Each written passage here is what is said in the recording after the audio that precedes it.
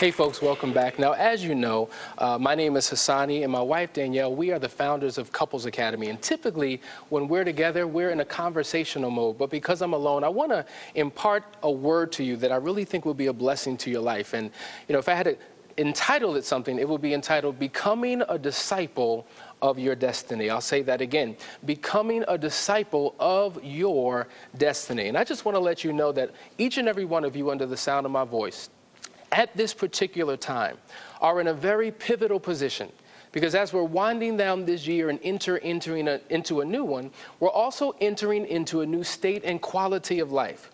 And though for the past year or so, some of you may have felt abused and misused and confused and just broke, busted, and disgusted, you must understand that a seed of destiny has been imparted and implanted deep within your loins. And though the circumstances of life may try to destroy you, it cannot destroy the seed that exists within you. Because according to the universal cosmological and spiritual order of things, that seed must develop and manifest in your life. And the manifestation of that seed represents the essence of your destiny. You see, the word destiny, it's a very spiritual word. It means to determine beforehand or to preordain. Destiny is the state to which a particular person or thing is destined. And it is a supernatural sequential order of events that goes well beyond your human control. And what that simply means is that before your mommy met your daddy, before the sun met the moon, even before the creation of the foundation of the earth, God ordained you to do a very specific thing in your life. And I truly believe that on the conveyor belt of creation, God said, well, in this person, I want to do that. And in that person, I want to do this. And each person was created with their own specificity, which would represent the completion of the natural order of things in the earth. And so God is calling upon you to become a disciple of your destiny. But the question becomes, how can I become a disciple of my destiny if I don't know what my destiny is? How can I become a disciple of my destiny if I don't know who I am? And the problem is there's so many people who are walking all throughout life that have no clue, no concept of who, in fact, they are. And when you don't know who you are, you wind up participating in activities that are beneath who God created you to be. And it's interesting, if we were to just take a quick glance at the historical significance of our people, you would find that we've moved from the pyramids to the projects to the prisons, from a working poor to a jobless poor to homelessness. And there's so many people who come from dilapidated buildings and poor public housing, and many of us are feeling disenfranchised and dispossessed and disinherited and disempowered and just dissed. So we have to figure out what we can begin to do to turn the cycle around in the opposite direction. Because the reality is there's a brother somewhere standing on the corner pushing death on our people. There's a sister who's selling her body, but she's a queen and don't know it. There is an individual at this very hour who was contemplating suicide. And as he sits on the edge of the bed, he's got a Bible in one hand and a gun in the other. And he's deliberating back and forth as to what he should do. Should I live my life? For if I live my life, I'm living a life of hopelessness. I'm living a life of fear. I'm living a life of regret. But if I take my life, I can escape the issues of this world. So he picks up his Bible and puts it back down. Then picks up his gun and puts it back down. Then finally picks up his word again and comes across a familiar passage of Scripture, which says, for I know that in me, that is in my flesh, dwelleth no good thing. For to will is present with me, but how to perform that which is good, I find not. For the good that I would, I do not, but the evil which I would not, that I do. For if I do that which I would not, it is no more I that do it, but sin that dwelleth in me. I find in the law that when I would do good, evil is present with me. For I delight in the law of God after the inward man. But I find under the law of my members, warring against the law of my mind and bringing me into captivity to the law of sin, which is in my members. O wretched man that I am, who shall deliver me from the body of this death? My mind is warring with my flesh. And inside of me, there's a battle going on. And how do I save myself from myself? Do I live my life or do I take my life? So he puts his Bible back down, and he picks up his gun, and he points it to his head, and he pulls the trigger. And as the body begins to drop and the blood begins to spill, demons are dancing. And hell is celebrating because they just snuffed out the life of yet another one. But what could this young man have been if he lived his life? What could he aspire to become if he just gave himself a chance? See, the problem is many of us, in our pursuit to find out who we really are, we gaze into the mirror and we say, mirror, mirror on the wall, who is the fairest of them all? But that is not the question that you should be asking. The question should be, who am I? Am I all that I say that I am, and am I really all that I ought to be? What am I here for? What is the purpose for my life? What have I been sent here to do? These are the questions that you must begin to ask yourself, because if you don't, you'll find yourself living a life that you were never destined to live. You know, it was Miles Monroe who said that the wealthiest spot on the planet Earth are not in the oil fields of Kuwait, Iraq, or Saudi Arabia. Neither are they in the gold and diamond mines of South Africa, the uranium mines of the Soviet Union, or the silver mines of Africa. Though it may surprise you, the richest spot on the planet Earth lies just a few blocks from your home. They're in your local cemeteries and graveyards. And buried beneath the soil, between the walls of these sacred grounds, are dreams that never came to pass, songs that were never sung, books that were never written, visions that never became a reality, paintings that were never put on a canvas, ideas that were never shared, all because they did not know who, in fact, they were.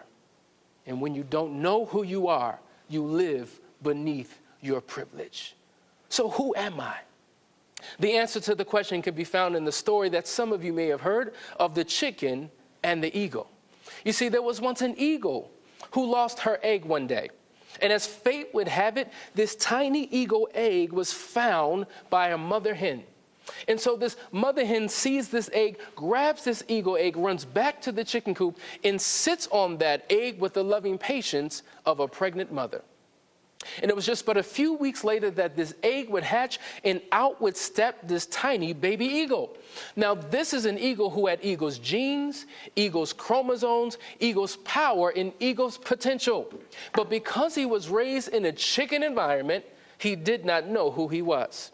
So he began to play chicken games and think chicken thoughts, and he would have chicken aspirations in life.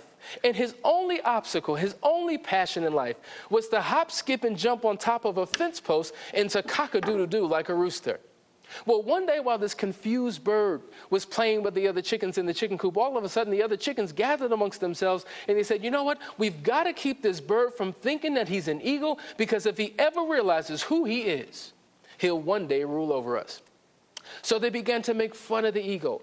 They began to make fun of the eagle beak because they had puny, scrawny chicken beaks. They began to make fun of the beautiful eagle wings because their chicken wings couldn't lift them 2 feet off of the ground. They began to make fun of his long, strong eagle talons because their chicken feet would just scrape the ground. So it got to the point where the eagle was so beat up by these other chickens, the eagle began to hate himself. He began to hate his history. He began to hate his heritage. He began to hate everything that identified him as an eagle. And so it got so bad that the eagle even wanted to perform cosmetic surgery so that he could look and act just like the chicken.